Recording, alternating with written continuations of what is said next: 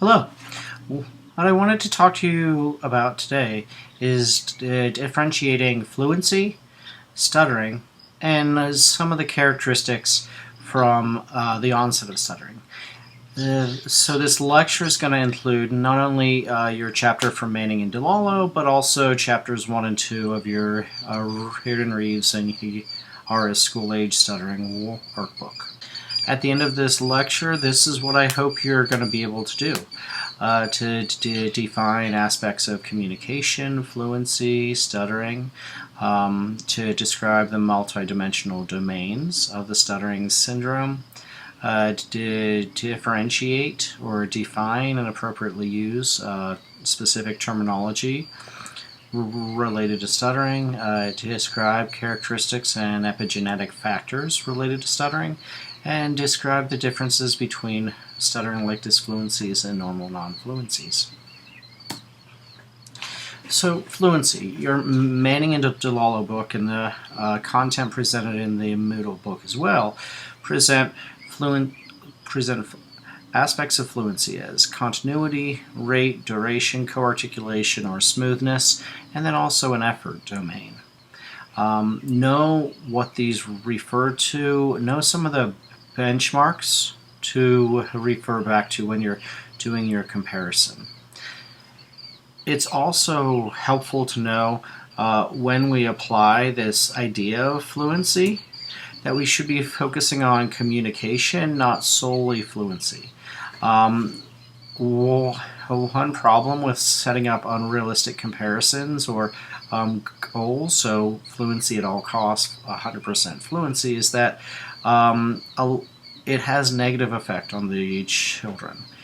That if their stuttering isn't like other people's stuttering that might be minimal, or in famous people who stutter portrayal, many of the people portrayed here stuttered as children but don't stutter as adults.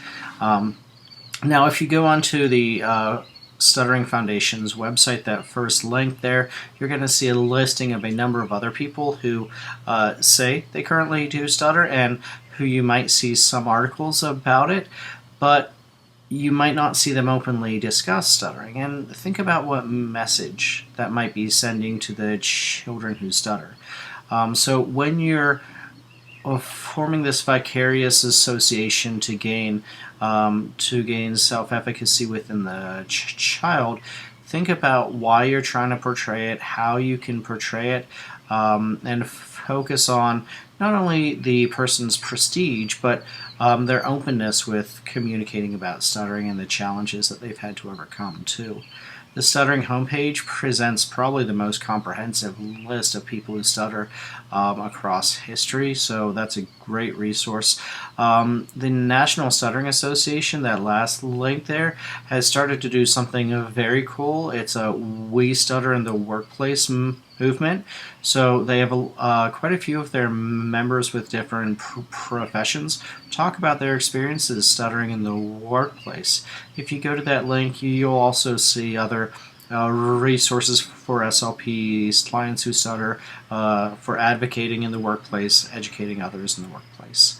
There's also previously the TED Talks with people talking about their experiences with stuttering too. So stuttering is a very isolating disorder, so associating with others who stutter, or at least vicariously seeing and observing depictions of lived experiences of stuttering can be a very inclusive, empowering practice.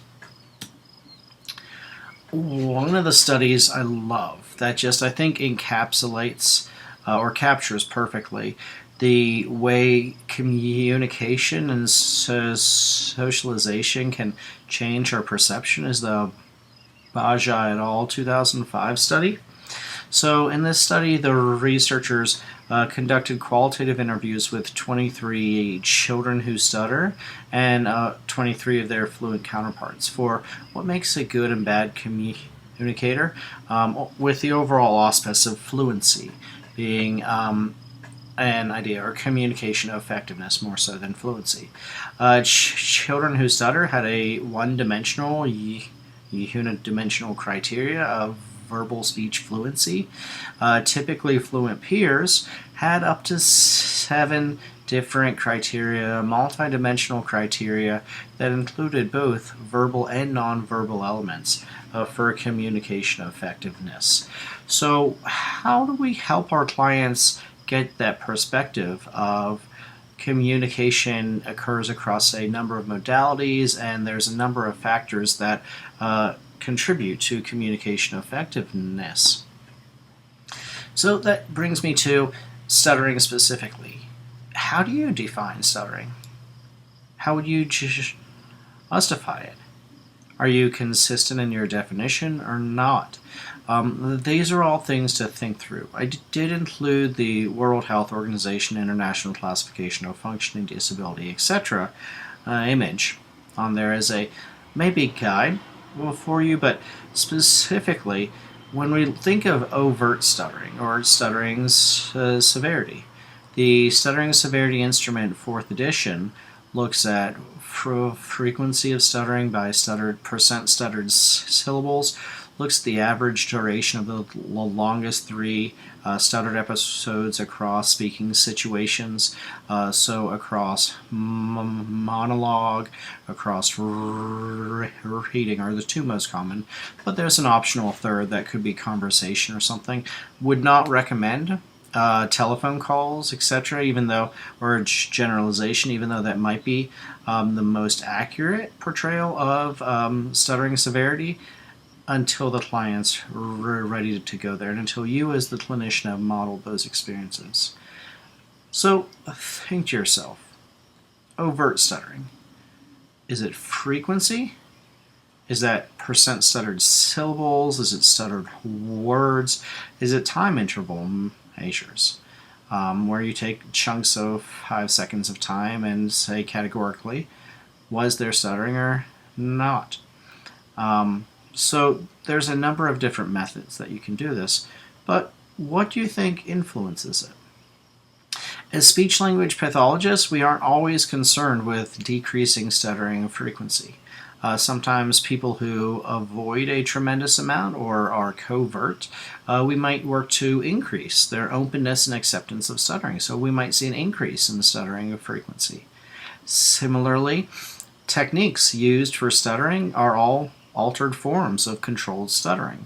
So, and we should be counting those when we assess stuttering.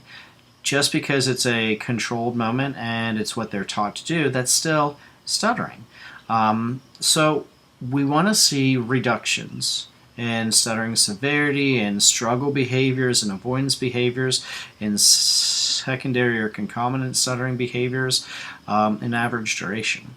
So, for example of this, in the follow-up data collections I've been doing from the stuttering clinic here, we see average duration reductions up over or close to 80% from pre to post-clinic, and then a slight gain at 6-month and multi-year follow-ups from that. We also see a 60 to 70% reduction in secondary stuttering behaviors and physical concomitants as measured by the SSI. However, we don't really see a change in stuttering frequency, and I'm okay with that, especially because the clients report being able to live their life how they want to, making the choices that they want to, no longer influenced by their stuttering. Some other factors to consider are the contaminations to the fluent speech paradigm. So if you look at the Armstead and Kalinowski 1994 paper, which is where this is from, a variety of factors influence the overt speech fluency of people who stutter. Treatment history changes typography of stuttering over time. The sample that it's recorded in changes the presentation of stuttering. So stuttering is very situational. You might see it sometimes in the clinic room, other times you might not. Teachers in the classroom might not see it at all and might not understand why someone's going to stuttering therapy. At the home environment, kids may actually have much increased stuttering. Why I think that's a good thing, and as Yaris or Reardon and Reeves and Yaris present in their workbook too, is that gives an indication that the child has tried to avoid stuttering or be fluent in the school all day, and when they come home, that's their comfort place. So it's actually a good thing to see increased stuttering at home. That's also why we don't want to encourage parents to constantly correct or model their kids' fluent or speech management behaviors. We want to pick out certain times throughout the day that all members of the family can support the child who stutters and use techniques at the appropriate times. As therapy progresses, we can introduce the idea of a visual reinforcer or indirectly modeling the behaviors at an expanded period of time, but not correcting the child's speech all the time. Because again, the message that sends is fluency at all costs, not the content of the message, but the delivery, which is not what we want to be doing. The idea of stuttering severity, you see this a lot in kinematic studies, in also neuroscience studies, acoustic studies. People who are on the mild end of the stuttering severity spectrum, you typically don't see significant differences found across a variety of studies when comparing people who are mild or haven't had treatment to a typically fluent population. You do, however, see treatment effects for both people who stutter and when fluent speakers use some of these techniques on the acoustics, on the kinematics. It changes the sequencing from upper lip, lower lip to jaw to lower lip, upper lip, jaw. In that sequence, it changes the second format transition, a number of other factors too. Subperceptual stuttering is also stuttering that's below the threshold of awareness for the client. So we can measure respiratory activity, EMG activity, etc. And it gives all indications that biophysiological measures give all indications that some form of stuttering was present for a very short duration, but it was below the threshold of even the speaker, let alone the observer. So all these factors should be considered, and these are some of the reasons why we focus on the person behind the disorder and their lived experiences. Stuttering often becomes a chronic communication disorder, so similar to cognitive disorders, adult language disorders, some adult speech disorders, some adult swallowing disorders, etc., we have to take a compensation style approach as opposed to a curing approach. But speech language pathologists have a variety of other clientele for voice disorders in addition to everything that I mentioned, that we take a person-centered holistic approach. According to ASHA, we should be taking a person-centered holistic approach across all of the disorder types we provide therapy to. So stuttering should not be that different from a majority of other disorders. It does have its nuanced features, though. So, in this idea of what is stuttering, when does stuttering occur? These are some things to think about. Is it stuttering when someone avoids talking? When someone changes the word or talks around what they want to say, circumlocutions, substitutions? Is it stuttering when parents order for their child at a restaurant? What message is that sending as opposed to supporting their child and giving nonverbal structure to a situation where the child can order their own food? So think about those enablement factors compared to the self-confidence, self-efficacy building factors too. Earden and Reeves and Aris also present the idea of variability and the how cyclical stuttering is. I indicated some of that too. Stuttering can change from moment to moment, situation to situation. There are situations, talking on the phone to people of authority in high pressure or emotional situations, where stuttering does become exacerbated. It's not going to cause someone to stutter in those moments, but it's going to exacerbate one's stuttering if they are already someone who stutters. So, what you see is not always what you get. And Reardon and Reeves and Yaris do a great job of portraying that within the first two chapters of their book.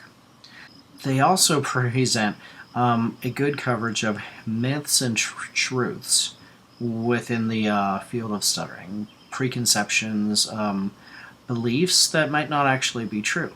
So the idea of it's not okay to call it stuttering, that comes from the 1930s, Wendell Johnson, the monster study, an idea that we already covered.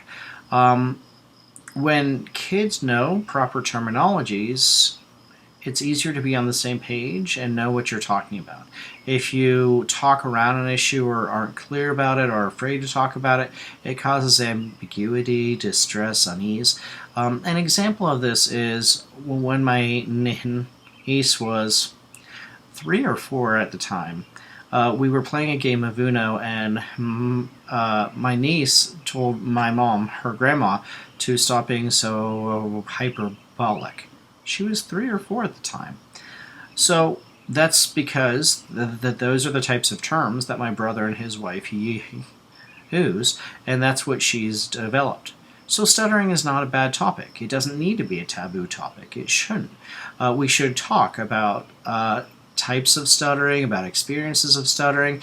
We shouldn't tippy-toe around the issue and call it turtle talk or panther speech. Or the more clear we are, the less taboo it is, and the less stigma someone feels. Reeves and Yaris also talk about good days and bad days and what can influence that mindset and the self-compassion that we should instill in children within the cyclical nature of stuttering too.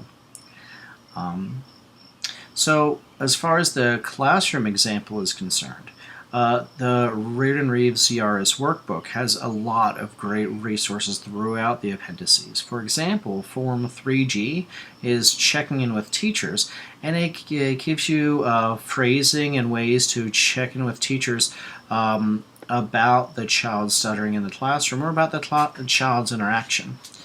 Something that stands out to me on this topic too is on a few occasions I've consulted around the area with local therapists with clients who stutter, and quite often I hear the therapist say the child or the person says that the stuttering doesn't bother them, they really don't think about it, and in a lot of those instances the clinician specifically asking the client, how does stuttering affect you? Tell me about stuttering, and it's phrased and framed through that. And of course, there's a bravado that comes with adolescent teens, and especially males who have a much higher proportion of stuttering and all. But when I go in and ask, okay, tell me about when you talk in class, I get responses like, oh, I don't talk in class, I stutter. Oh, okay, tell me about when you talk with your friends. I don't have friends, I stutter. And these are all real examples of experiences I've had, clients have had.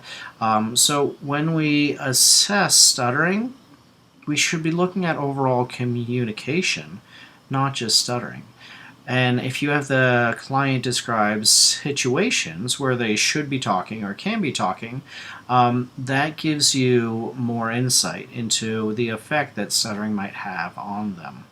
And you can align to the academic impact that the clients might not be talking in class, they might not be participating in groups, the social learning elements are not included for that individual. You want to be on the same page with definitions, terms, parents and all too. You want to be clear and know what you're talking about, why you're talking about it.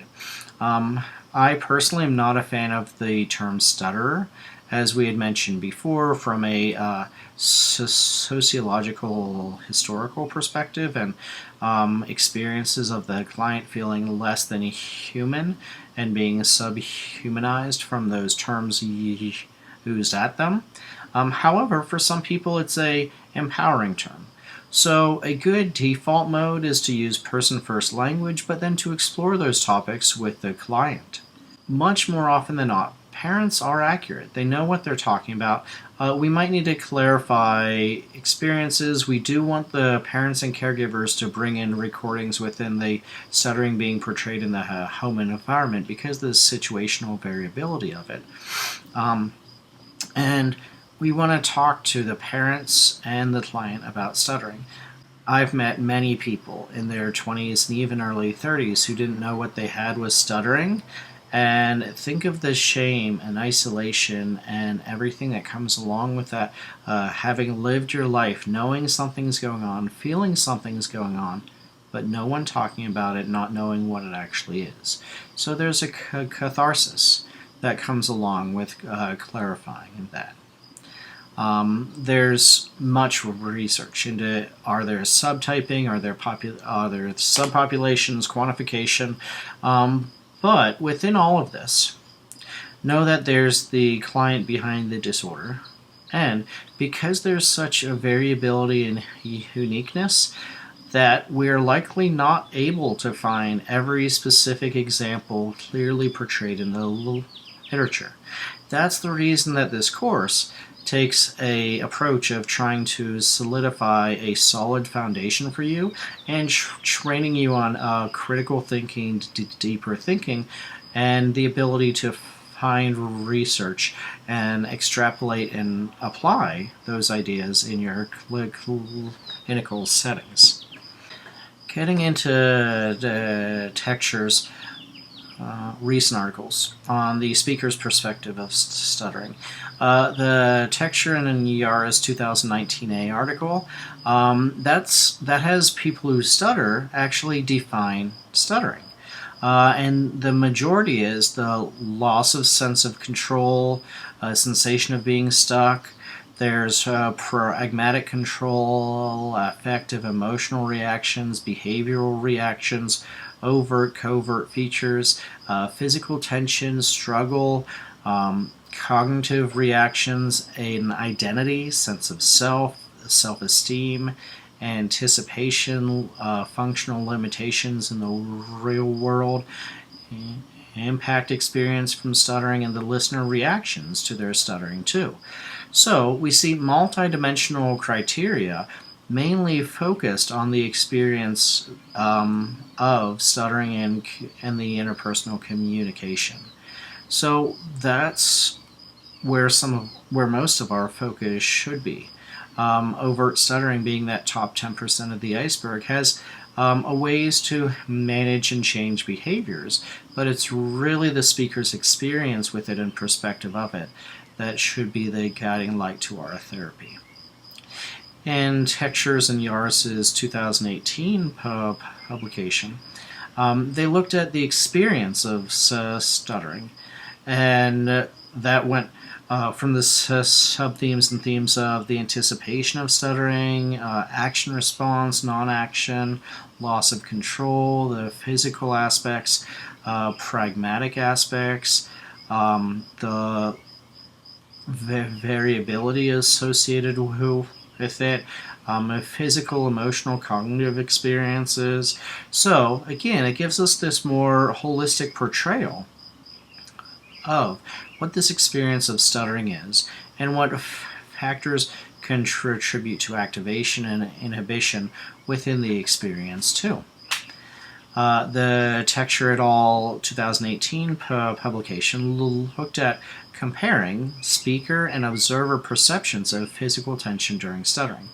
And you can see the vastly different reactions and responses there, that the observers have something on the scale of under 1 to 2 on a 10-point scale, and the speaker's experience of the physicality of stuttering and the struggle ranged from 9 to 10 on a similar scale. So the experience is so dramatically different, and that's the reason why we take a holistic approach, include mindfulness, emotional reduction strategies, resiliency ideas, and all too. To further this, Texture and Yar's 2019 looked at group and individual differences, and this is a more dense article. However, some of the takeaways are when the goal of fluency was there, that you see actually increased stuttering, you see increased negativity as far as cognitive, affective, social implications, etc. You see reduced involvement in group and self-help. Whereas the individuals who are more involved in group and self-help communities, you see a vastly decreased impact experienced from stuttering across cognitive, affective, social, etc. domains. You also see a different presentation of stuttering that is a more easier form